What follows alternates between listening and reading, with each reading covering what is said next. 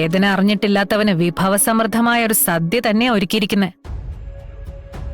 വായിൽ വെള്ളിക്കരണ്ടിയുമായി പിറന്ന മാണിക്കോത്തെ മഹേന്ദ്രന്റെ മകന് ഇന്ന് ആറാട്ടാ. ആറാട്ട് കഴിഞ്ഞ വിഭവസമൃദ്ധമായ ആറാട്ട് സദ്യയുണ്ട്. ഇതെല്ലാം നടത്തിക്കഴിഞ്ഞ് സോമശേഖരൻ ഇന്ന് ആ സ്റ്റേഷനിൽ നിന്ന് പോവൂ. ഇതെല്ലാം കഴിയട്ടെ. എന്നിട്ട് തളർന്നവൻ ഇരിക്കുമ്പോ എനിക്ക് അവനെ ഒന്ന് ചെന്ന് കാണണം.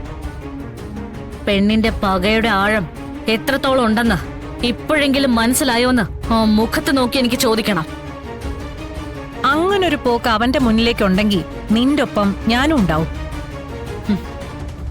അവൻ അറിയട്ടെ, തുല്യശക്തിയുള്ള 2 പെണ്ണുങ്ങൾ വിചാരിച്ചാ ഇവിടെ എന്ത് നടക്കുമെന്ന്.